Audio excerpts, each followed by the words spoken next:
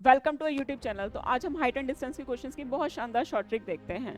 देखो, कभी भी हमारे पास एक वर्टिकल पोल गिवन हो और वो कहाँ पे, उस पे जो एंगल फॉर्म हो रहा हो, यहाँ से एक ऑब्जेक्ट P से, यहाँ पे ऑब्जेक्ट P है, यहाँ Q से, यानी कि दो अपोजिट साइड से एंगल फॉर्म हो रहा हो। कभी भी एंगल 30 और 60 डिग्री हो तो ध्यान रखना उनका जो गैप होता है हमेशा 4 यूनिट होता है और हाइट होती है √3 यूनिट होती है। अच्छा, कैसे आया वो भी मैं आप लोगों को बता दूंगी। क्लियर है? अब मेरे पास इस क्वेश्चन में क्या है कि P and Q are 2 points हैं। P है, एक Q है। क्लियर है? इधर साइड्स ऑफ अ रोड। अब क्या कह रहा है? The angle of elevation top of a pole, यानी कि एक उनके साथ क्या है, पोल है। तो उन क्या कह रहा है कि एंगल ऑफ एलिवेशन जा रहा है, P से जा रहा है और एक क्या जा रहा है, Q से जा रहा है। क्लियर है? P से जो जा रहा है वो हमारा कितना है, 60 डिग्री का है। तो 30 डिग्री का क्या करना, थोड़ा सा दूर बना देना। ये हमारा कितना जा रहा है, 30 डिग्री का जा रहा है। क्लियर है? अब दूसरा क्या कह रहा है, डिस्टेंस इनके बीच की कितनी है, 84√3 यूनिट है। अगर डिस्टेंस मुझे ऑलरेडी मैंने क्या बताया, ये गैप 4 यूनिट के इक्वल ही होती है।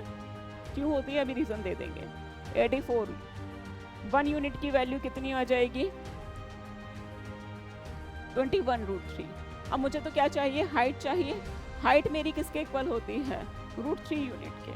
तो क्या करेंगे, 21√3 इंटू √3, यानी कितना हो गया ये हमारा 63। तो डायरेक्ट मेरा क्या हो गया, ऑप्शन ए करेक्ट हो गया। अच्छा, ये आया कैसे?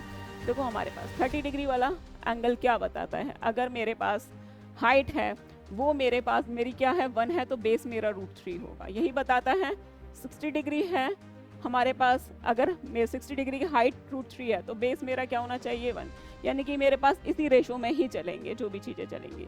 60 डिग्री का एंगल देखो यहाँ पे क्या कहता है, ये मेरे सामने तो √3 आएगा, बेस मेरा कितना होगा, 1।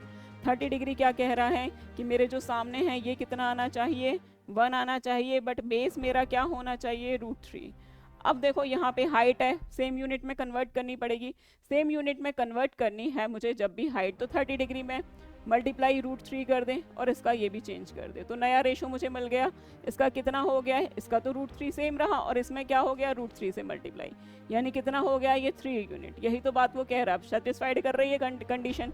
जो परपेंडिकुलर बेस का रिलेशन क्या आ रहा है 30 डिग्री में, 1:√3 तो आ रहा है। बस यही हमने क्या किया, फॉर्म कर दिया है। अब मेरे पास जो सारी इन्फॉर्मेशन आ गई है कि ये पूरा 4 यूनिट के इक्वल है, पूरा पार्ट। 1 यूनिट हमारा 60 डिग्री वाला पार्ट है और 3 यूनिट हमारे पास क्या है, 30 डिग्री वाला पार्ट है। तो हमने क्या किया, इसी कॉन्सेप्ट से डायरेक्ट आंसर निकाल दिया।